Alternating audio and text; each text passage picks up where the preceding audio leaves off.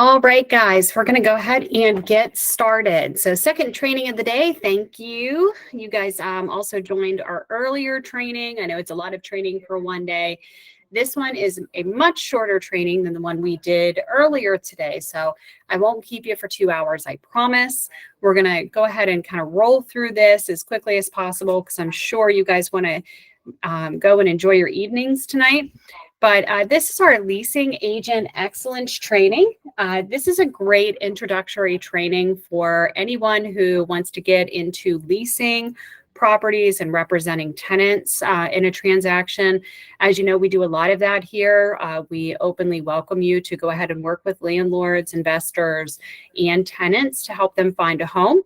Keep in mind as we go through this, if you are on the fence about working with tenants, that over 80% of first-time home buyers are tenants first. So this is a really great way to get your feet wet in sales, build up your confidence, learn to deal with just people of all kinds of different personalities and walks of life, and to build your business to help you sell more homes in the future. Because eventually, when the tenants are ready to buy a home, if you're keeping in contact with them and you've done a great job to help them get into a rental, it's very likely that they're going to come back to you to help buy their first home. And we want to make sure that you're in a position where you're ready to help them and help them through the next step of their life. So let's jump right into this. This is an open forum, so feel free to stop me if you have any questions, or if I'm going too fast, just let me know.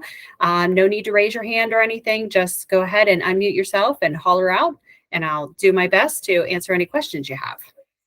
All right, so this is kind of our agenda, what we're going to cover. We're going to cover the responsibilities of a leasing agent, the life cycle of a rental listing, proper marketing and advertising of properties, responding to messages, reviewing and understanding tenant applications, holding deposits and the documents that you need, the lease signing process, the move-in appointment, and the post-move-in follow-up.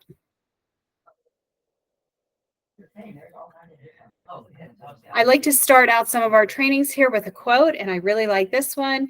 There is always opportunity in real estate. It's just a matter of finding the opportunity in the current market.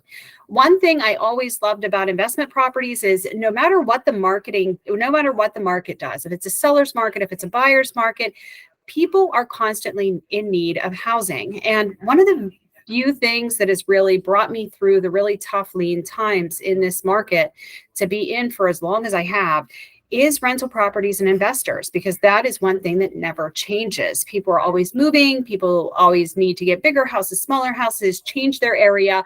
So I've always supplemented my income as a real estate agent by taking on investors and by renting properties to tenants.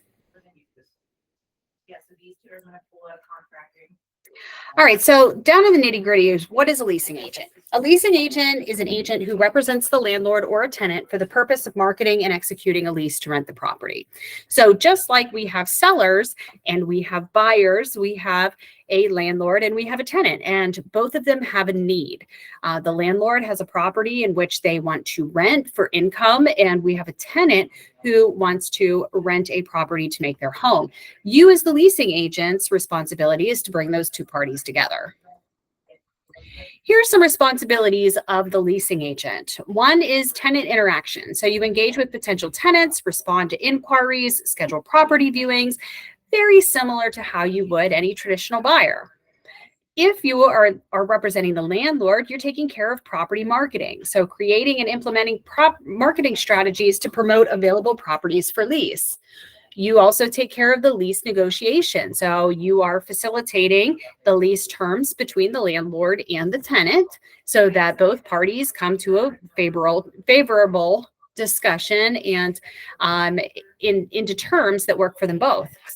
Documentation. So this is probably one of the most important, is to prepare and review the lease contracts, making sure you're doing all the supplements and everything that are required by the law, and then keeping and storing that documentation as required.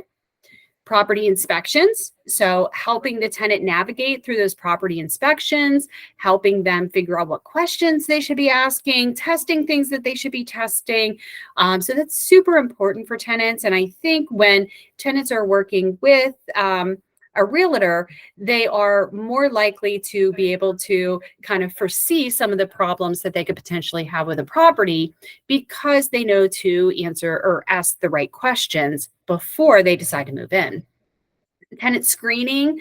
So if you're representing a landlord, you're helping to evaluate tenant applications, credit checks, calling their references, and obtaining their rental history. Also, there's a lot of administrative tasks like the paperwork and record keeping, managing documents that are required for the state that relate to leasing transactions. And of course, property showings. So showing the property to the potential tenants so that the landlord does not have to, and then addressing any tenants' questions or concerns. All right, so let's look at the life cycle of the lease. And I'm sure that most of you guys know this, but the reason why I put this life cycle up is just to show you how rentals can sometimes create business over and over and over and over again. So when you're working with investors, this life cycle repeats itself, creating residual income for you throughout your career. So at the first, you have the listing. Okay, so an investor reaches out to you and says, hey, I have this house and I really want to make money off of it because I'm not living there anymore and I'd really like to rent it out. So you have that listing, you have that rental listing. Then it goes through the acceptance process because you've found a tenant and they both agree that they want to work together. You draw up the lease and then you have a tenant move in. So that's when you end up with commission, is at your acceptance. That tenant then moves in, that becomes occupancy. After one or both the parties decide that they no longer want to do business together anymore, either the tenant or the landlord can give notice. So this is the notice period, at which point the landlord is probably going to call you back and say, hey, Jessica, or hey, Charles, that tenant that you placed a couple years ago is now moving out and I'm going to have this property available to go back up for sale. Then once the tenant moves, that becomes the vacancy period. So what do we do after the vacancy period again? What does that landlord have to do? They're going to have to list it again. So this life cycle just repeats and repeats and repeats and repeats over the years.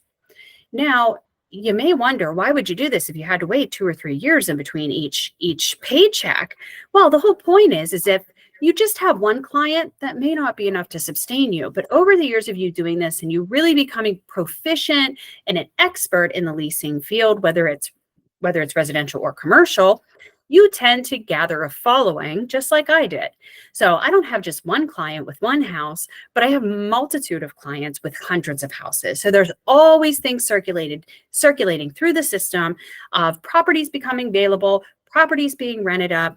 And just as we rent up just about everything we have on the board, we get a call. We have another 5, 6, 7, 8 listings that we have to prep to get ready for turnover. So this is a great life cycle to follow just to kind of see the rotation. It's really hard to see that rotation of business and real estate sometimes unless it's put kind of into a scale or into a slide like this. But whether you're doing leasing, whether you're doing sales, regardless of what you're doing in real estate, you should be always thinking about that life cycle and how what you're doing today can then come back around and generate additional revenue for you in the future.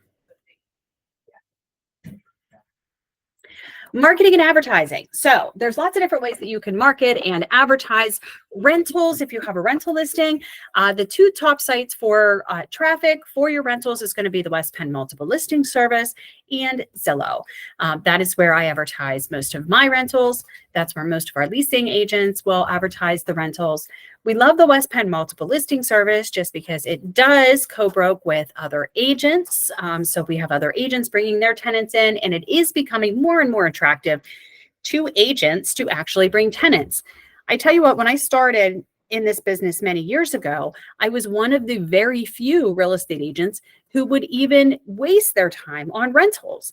But I tell you what, is over the years, I've gained such a following for it that other people have noticed and they've started doing it too. And I really, really love that because I think it's just a very untapped market. Investors and rentals in general are just a really untapped market. Not only that, but it propelled me to be able to go out and start to build my own portfolio so that I can generate additional revenue off of the homes that I own. What I love about the MLS as well is that it IDX feeds to over 136 different websites. So when you put the rental listing onto the West Penn Multiple Listing Service, it is going to show up on sites like apartments.com, realtor.org. It's going to show up on all the co-broke websites, anywhere where anybody is searching for a home.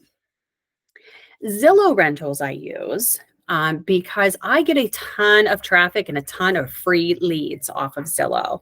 And if you have not taken the training generating leads with Zillow rental platform, it will be coming back around this summer. So please make sure you take that. I can tell you that it's great because I can log on to my Zillow rental profile at any time and I can see all of my leads. And what's great about it is that Zillow gives you their full contact information. They give you their pay information. So all of their pay stubs, how much they make, and they give you a credit report. They give you a credit report, which is beautiful. So I know after I look at their application, whether to open up the conversation about rent versus buy. So I'm not only talking to them about potentially renting a house, but I'm able to educate them on becoming a first-time home buyer. And we have sold so many houses to tenants that have come through the Zillow rental platform that way. And these were people who had no idea that they were in a position to purchase a home.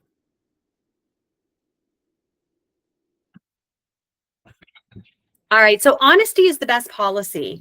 Be honest about the conditions and expectations of the rental unit when you list it. Don't sugarcoat anything. And this is a rule of thumb for anything you do, but don't sugarcoat anything in the listing. Okay, don't make it more glamorous than it is because it will come back to bite you. So you want to make sure that you're being completely transparent with the conditions of the home and what you expect or what the landlord expects from that tenant. Responding to consumers. So here's some important facts for you to remember when you're responding to consumers. And these are responding to any consumers, but of course we're talking about rentals here. And the reason why we call this out is just because agents in our industry treat tenants differently than buyers. They treat them differently, and not in a good way. Not in a good way.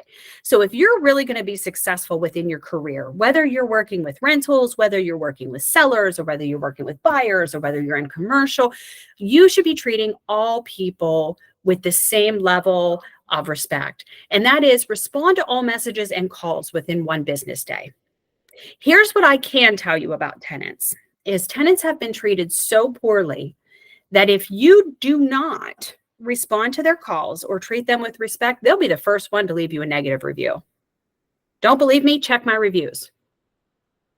90% of the bad reviews I have on Zillow or Facebook or anywhere else have come from tenants. And it's a hard lesson that I personally had to learn. And it's really, really easy to get overwhelmed. And that was the simple fact for it, not because I didn't want to call them back. It's just I was overwhelmed. I had too many leads to get back to. So I had to put those systems in place and hire other people to be able to get back to all of these people in a business day. So respond to all messages and calls within 1 business day. Be always kind and professional. And sometimes that is hard when we're dealing with difficult clients. I can tell you, no matter where they come from or what they're looking to do, it's really hard to be kind and professional to people who are screaming at you on the phone. I can tell you it is better to disconnect the call and hang up than to scream back.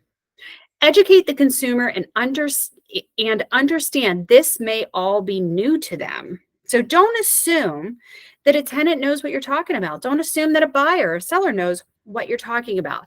Kind of gauge where they are in their process. Maybe this is their first time renting or buying a home. Maybe they've done this 100 times. But until you've gauged where they are in their real estate education, just assume that this is all new for them. Don't answer questions you may be unknowledgeable about. And this is super important. If they ask you a question and you don't for sure know what that answer is, say, it's okay to say, I'm not really sure, but I'm gonna find out for you. Let me give my broker a call and then I'll call you right back. Nobody's gonna argue with that.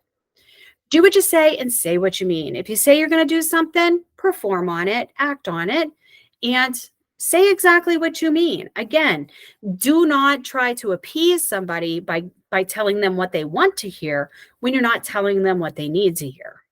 And remove yourself from any unsafe interactions and notify your broker immediately. Never put yourself in a position that makes you feel uncomfortable. All right, so collecting and reviewing applications. Renters are screened by an application. And that could be online or it could be a handwritten application. Just depends on what your landlord specifically has asked for you to do. Now, there are some specific information that just about every application should have, and that should be a photo ID once, and I need to update this, a photo ID once the application has been pre-approved. Once you have pre-approved the application, then you need to ask for photo ID, income, the occupants of the property, current and past rental history, employment information, and pet information. Okay, so reason why we need to update this with a photo ID is just for fair housing's sake, is we need to make sure that we are pre-screening and pre-approving rental applicants before we have any type of photo of them. So, and that's something fairly new. We collect the photo ID after they have been pre-approved. There is often a fee to process the application and do the background check. So currently, our office charges $40 per application, but this can vary from landlord to landlord. Just depends on what their internal processes and systems are. But if you would bring a tenant on one of our rental listings, there is a $40 application fee. All right, so let's go through the steps of when you get an application. So you've showed the property, you have a tenant, and the tenant is putting in an application to rent the property. So what do we do next? And step one is to check to ensure the application is 100% complete. So as you know, if you're reading any kind of document or if you're reading a book, 90% of the human race tends to scan the text instead of reading it line for line for line. This is why when you go on the internet and you're like, why you're reading a how to do something. So if you're Googling how to wash my dog's ears, it will come up in a bullet pointed list because it tricks your brain into stopping and reading each one of the bullet points. Okay, so most people will scan over information without reading every word that's there. Same thing is true with applications. Let's face it, applications are one of the most boring tasks that we can do. So you're going to want to check it to make sure it's 100% complete and there is no important information that is missing. Step number two is you want to calculate the affordability. So does the household make a minimum of 3 times the rent amount? Now, if you're working with a landlord, the landlord may have other requirements or recommendations. Maybe the landlord only wants 2 times the minimum rent amount. I personally wouldn't suggest it, but it's their choice. Maybe the landlord wants 4 times. But as a rule of thumb, I've always used the 3 times rule. So if they're paying $500 a month in rent, they must make $1,500 a month to be considered to rent the house. Of course, only 3 times the amount of rent is not the ideal situation, but it is a threshold for gauging their ability to pay. Step number 3 is review the occupants. Have all persons over the age of 18 applied and paid their fee? Because each person over the age of 18, even if it is an adult child of the person, does need to apply and have a background check run. Do the number of people fall below 2 persons per bedroom to comply with fire code? So most jurisdictions, not all, but most jurisdictions will state that you can only have 2 occupants per bedroom. And they do this because they assume if the house catches on fire, and let's say it's a small 2-bedroom house and you have 15 people living in it, there's quite the possibility that all 15 people will not be able to get out safely in the event of a fire, and somebody could perish because there's not enough exits for all of those people. So you want to make sure that there are no more than 2 occupants per bedroom size, meaning if you have a 2-bedroom house, you can only have 4 occupants. If you have a 3-bedroom house, you can have a maximum of 6 occupants, so on and so forth. Step number 4 is check the status of any pets. If your landlord allows pets, they may have some rules regarding pets, and your landlord may not allow pets. So this is an important question to ask is, do you have any pets? How many pets do they have, and what type of pets? Are these pets that are permitted in Pennsylvania? Are these types of pets permitted by the landlord? Does this unit allow pets at all? And are the pets on the restricted breed list? So there is, if you're unaware, there is this list out there of animals that is called the naughty dog list or the restricted breed list. And these types of dogs are not acceptable or not covered under most homeowner insurance. So this is a big thing to check. Make sure you're asking the landlord the questions if you're representing a landlord. And if you're representing the tenant, you need to have information about their pets. Step number 5 is doing the background check. Now, you may be doing this personally, or you may be hiring a service to do this. If you're representing a tenant, you're not doing it at all. The landlord's representation is doing it. But a background check needs to be run to check for eviction history and to make sure the potential client is a good candidate and that they're safe to interact with others. There's a whole slew of things that could come up on a background check that could cause the landlord to reject the application. I can tell you for the most part, those are going to be things like fraud, theft, or any type of violent offenses. So the biggest things are violent offenses against other people, things like child abuse or animal abuse or sexual assault. We in our career here have seen things like homicide. So criminal background checks are super important. That way it keeps you safe, it keeps the other agents safe, it keeps the landlord safe, and it keeps the neighbors safe. Step 6 is to do a reference check. And this is the most commonly skipped step, and it happens to be one of the most important. Do not skip this step. You will regret it every time. This is the step where you call past landlords and employers to ensure the information they provided is true and accurate. And about 50% of the time, we find that applicants of all kinds tend to embellish or leave out some important details when it comes to their application. And the reference check usually unravels those little white lies on their application. So a lot of times we find that on the application, they'll say they're moving because they need a bigger house, but then we'll call their landlord and the landlord says, no, they're moving because I threw them out because they didn't pay and they had a dog when I told them they couldn't have a dog. And there was dog crap all over the yard and I had issues with code and it was a whole thing. So it's important to call those references. It is your duty to the landlord to make sure that you're calling those references to ensure that you have a full, accurate picture of what has happened with this applicant. All right, now we're going to go over some commonly asked questions. Are service animals permitted in a no pet apartment? The answer is yes. Service animals are protected by law and must be permitted. There are very few exceptions to this rule.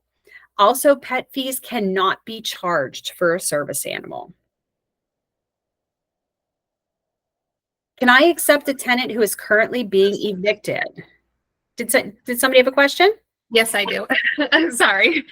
With the list of and I know some of them, but is there a list somewhere that we can find just a reference? Well, it's different between, it's going to depend on the insurance company. But a lot of the top ones that appear on just about every insurance policy is going to be any type of bully breeds.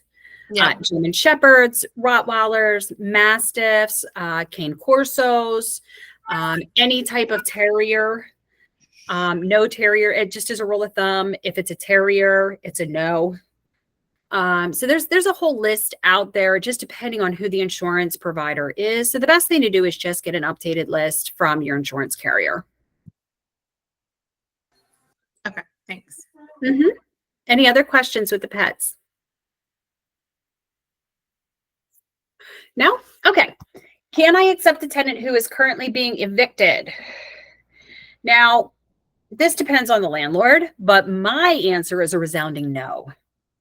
Your job is to safeguard the landlord. This means ensuring their home and their investment is safe.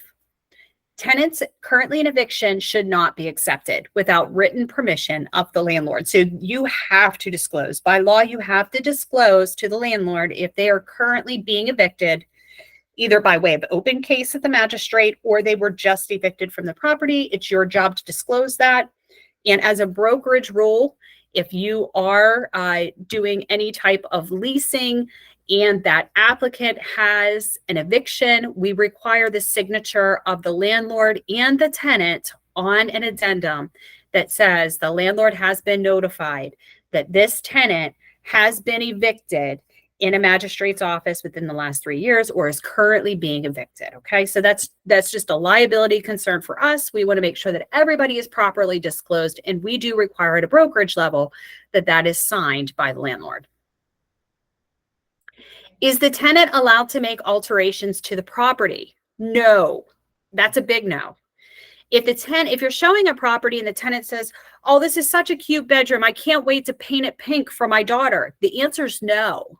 They are not allowed to change or alter the property in any manner. They're not allowed to replace the flooring.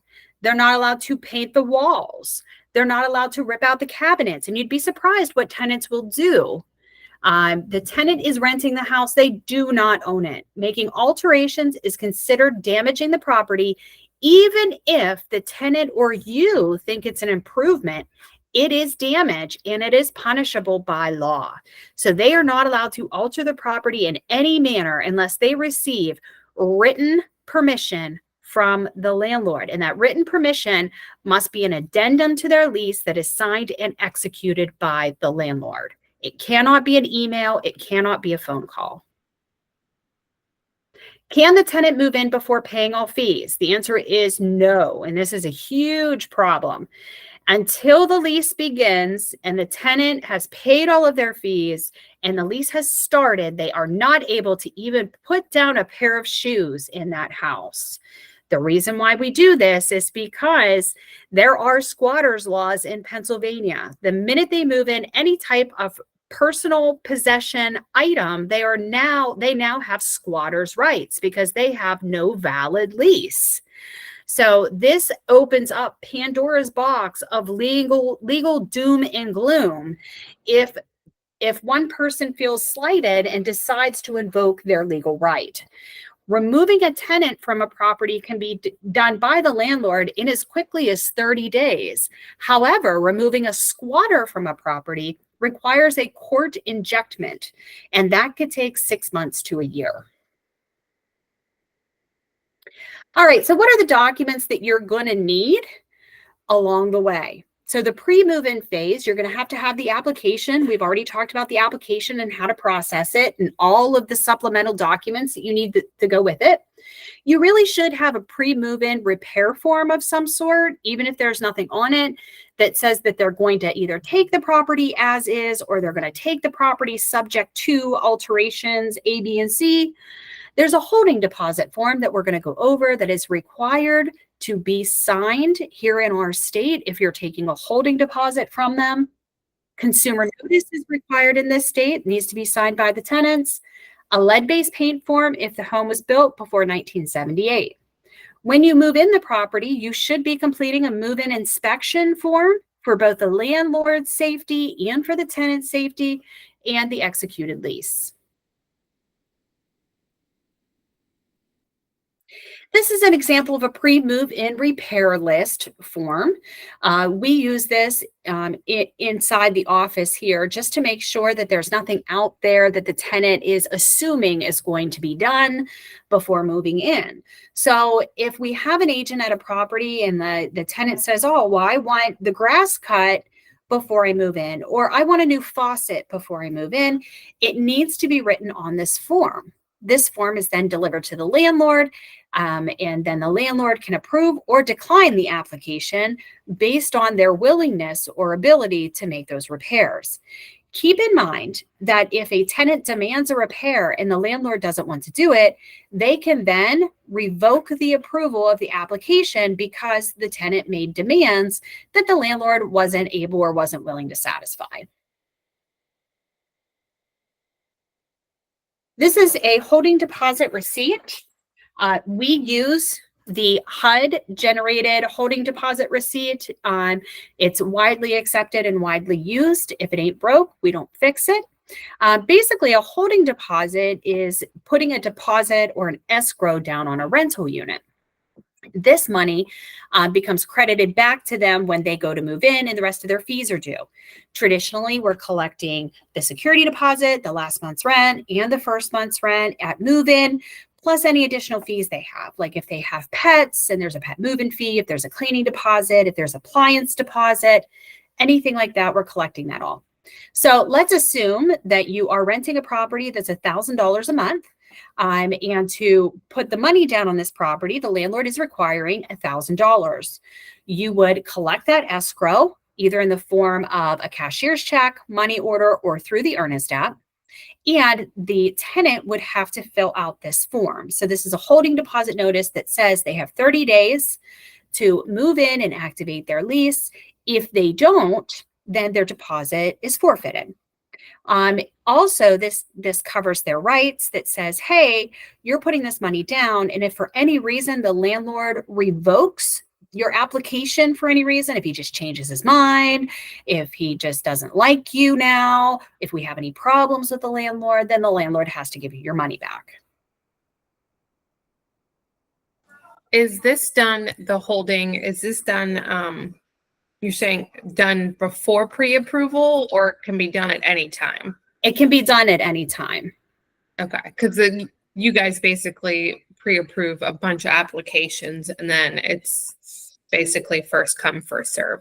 Yes, whoever puts their money down. Now, you can collect a deposit from somebody who's not pre-approved, but I always tell everybody that when it comes to our inner office listings, we accept based on who's approved and who has their money down in that order. So if you collect a holding deposit, Rebecca, that for somebody who does not have a pre-approved application, but then Haley, she has somebody who's already pre-approved in our system and has a holding deposit, we would accept Haley's client and we would return the deposit on yours. So it's always good rule of thumb to get them pre-approved. Collecting the deposit. All deposits must be in the form of certified check or money order. We do not take personal checks for tenant deposits. We don't do that because they often bounce. So we've just made a rule of thumb. It's got to be a certified check. It's got to be a money order. Earnest payments are accepted. So if they want to pay by their debit card or their credit card, they can absolutely do that. They just have to pay through the Earnest app. Checks should be made payable to Realty One Group Ultimate, and that is a certified check again, not a personal check. The holding deposit form must be signed at time of deposit. We will not accept an escrow deposit without the holding deposit form. That is a law. We cannot change it. You have to have it signed, and it must be turned into the accounting department with your deposit. And never, ever, ever do we accept cash in the real estate industry. Cash is not an acceptable form of payment, ever. Not when you're leasing a property, not when you're selling a property. We never accept cash. The consumer notice and the lead-based paint. So these are the most commonly missed forms. And I get it. It's because we're used to signing those with buyers and sellers. But the consumer notice and the lead-based paint need to be signed by all consumers, including landlords and tenants. Also, if you're representing a tenant, you do need to have a buyer agency agreement. The move-in inspection. This form is for the tenant, not the agent, to mark down pre-existing damage to the home. What we find in common mistakes is that people turn in move-in inspection forms and it's all in the agent's handwriting, and the agent has gone through and says there's a nick in the wall here, there's a scuff on the floor there, there's this, that, and the other. That is not for you to fill out. It is for the tenant to fill out. Let me tell you why. If the agent fills this out and then the tenant later on moves and comes back to us after not getting their security deposit back and says, well, I didn't have the opportunity to do the move-in inspection form. My agent did it and she missed that. Well, now that's on you as the agent, because maybe you missed it, maybe you didn't, but it's not in the tenant's pen and we can't prove it because you didn't allow the tenant to do it. You should be handing these forms to the tenant instructing them to please go through the home and mark down any deficiencies you see in the home. We're going to put this in your file to make sure that you're not charged when you move for damage that was here when you moved in. Lease agreement. The lease agreement is the final piece of the puzzle. The tenant will need to sign the lease, and a copy of the lease will need to be delivered to the brokerage the same day as move in. We do not sign leases with tenants in advance. I have lots of agents ask me, they'll take the holding deposit and the move in isn't for 30 days. And then they'll hound me and blow up my phone. I need a lease. I need a lease. No, the answer is no. We sign the lease at move-in. We do not execute early leases for tenants because of the way that Pennsylvania law works. Once they have the lease, they have occupancy to the property. So again, it creates a host of problems. So the lease is signed the day of move-in when the house is ready and they're obtaining the keys. Post-move-in follow-up, one of the most commonly skipped steps is calling the client the next day to check in. Just as you would do with any of your clients, you should be calling your tenants the next day just to make sure that everything is okay and that they're 100% satisfied with their transaction. Ask them if they have any questions or problems. They may not have thought about a question until they actually moved in. And maybe they're like, oh, well, I know that Charles told me where to send my rent, but oh my goodness, I just can't remember. So this would be a good time just for them to follow up and say, hey, I lost that address. I did write it down, but now I can't find it. Would you mind giving that to me again?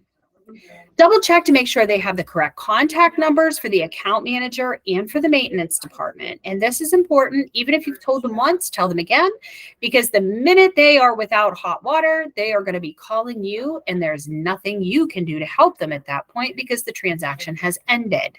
So you want to make sure that they have either their property manager's number or the landlord's number, depending on who they're supposed to contact. Just take this minute to congratulate them on their new home. They may not have bought a house, but they did move into a new home, and this should be a really exciting time for them. So take that time to congratulate them. You're building that rapport with them, and let them know that you're always there to assist them if needed. This is where you want to create that residual income from this tenant. Let them know that you're always just a call away if they need you, and you can't wait, to be their agent again someday in the future. All right, some important facts that are important to mention. All tenants of all colors, race, national origin, sex, religion, familiar status, just in general, all people deserve to be treated with respect. Realty One Group Ultimate does not and will not discriminate against any people in a protected class, let alone any person at all. Everyone matters. Everyone has a voice here. Please treat all people fairly. Never place yourself in a situation where you feel uncomfortable. Listen to your gut and get help if you feel something's off. And this goes for all real estate transactions, but rentals in particular, because sometimes rentals can get a little sketchy. And I'm not trying to say that to scare any of you off, but think about it. We are with a bunch of strangers most of the time in vacant homes. So I always like to remind everybody to protect yourself. If the hairs on the back of your neck stand up, you need to get out, or you need to get another team member on the phone with you. Ping your location just in case. We've had very few instances of violence against realtors in our market, but I would be lying to you if I didn't tell you that I personally know agents who have been assaulted in properties. So don't let it be you. The tenant screening process should be treated like an interview. If a consumer treats you poorly on the phone or in person, remember this is likely their best behavior, not their worst behavior. So do not stick the landlord with a problem tenant. The tenant should have a good human quality. So if they are just a pain in the arse to deal with at the very first appointment, trust me, they're going to be a nightmare later on. This is an interview, and think of yourself like an employer who's offering a job. If you wouldn't give them a job, don't give them the house. And that's all I have for you. Open it up for questions here for the last few minutes. Anything that you guys can think about in regards to rentals.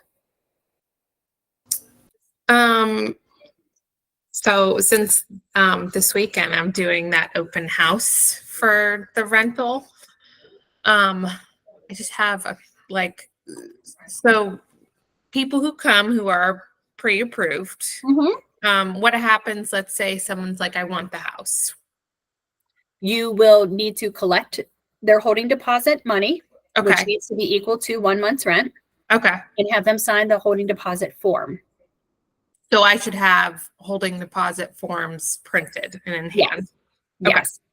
Yeah. You should also have some information about the property. So maybe the MLS printout, or if you want to make some flyers on your one design, those are good to have. So you're handing them out to people. But you want to have that holding deposit form because you'll need to tell people if you're interested in the house, we'll need to collect a holding deposit from you. A lot of times you have to send them off to get money orders because they always show up with cash, and you just have to let them know that for our own safety, we do not accept cash. And I am anti-cash in this brokerage. If somebody shows up with cash, we will personally send you away. So don't collect it. And never go and exchange it for a money order. I've had agents do that in the past. You cannot take the cash and then go get a money order on behalf of the tenants. It's a no-no. The tenant has to do it themselves. Once you have that, then you turn that into the office, and then we begin the final steps of the application phase and do the final approval on the application. Then we start scheduling their move-ins. Okay. And let's say someone said, like, there's only a person who says can I give them a form and they take it with them, or is it more like they have to fill it out with me there? The holding deposit, they need to fill out with you there. They should not be taking those with them. Okay. And then should I drop them directly to the office?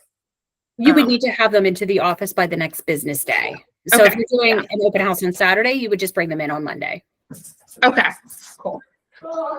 It's always helpful to just put a message out in Slack on the available rentals channel and say, hey, I picked up a holding deposit for this property. That way another agent doesn't waste the trip and meeting another client over there and also collecting a holding deposit. Okay. Thanks. You're welcome. Any other questions? I had to walk away for the bathroom, but I don't know if you went over where rents and holding deposits are supposed to be dropped off. To you, my darling. Yes, by the agent, right? Did you stress that the clients are not supposed to come here? Oh, yes. Please don't send your clients to the office. You should be meeting your clients on site. We do not allow tenants to walk into the office to pay their rent or anything. We don't do that because it creates too much disruption in traffic. So we have a separate drop box for those tenants. So we do not tell tenants to come to our office. They are to meet the agents on site to have that holding deposit collected, or else we would never get anything done in this office because there would be 300 tenants here a day. Any other questions? No? Okay, great. Well, that's all I have for you for this short mini training. We do have other leasing training that's available, and they will be repeated. We've done them in the past. We'll repeat them again in the summer. We try to do them twice a year. So make sure you join us for that. The other training that we have really kind of deep dives into some things to look out for on the background check. We talk more about service animals and emotional support animals and the differences. We talk about the one and only exception to the service dog rule, paperwork that you are permitted to get when it comes to service dogs and emotional support animals. And also we talk about HIPAA there a lot. We also talked about the eviction process a little bit too in the secondary training. So make sure you tune in for that this summer. It really gives you a better understanding of how things work on the back end when we're looking at tenants and dealing with accounts. So that is all the training that we have for today. Our next training is not next week, but I think it's next week or the following week. And that is the contract to closing training. That's another long training. It's about an hour and a half. That one is in person at the Elwood City office. So make sure you check your calendars. They should be in your calendars for everybody to join. Our newer agents, it's a super, super, super important training for you if you're a newer agent or you're in pre-licensing. So definitely don't want to miss that one. That gives you the bulk of the information of like what to expect when you're expecting to close with your first client. It gives you a lot of principal practices that you do not learn when you're doing your pre-licensing. So if you need me, feel free to give me a call. Just a reminder, I am out this weekend. So if there is an emergency, please text me. Do not send an email because I may not see it. And I will be back in the office on Monday. Thanks so much, guys. Have a great Have a good one. weekend.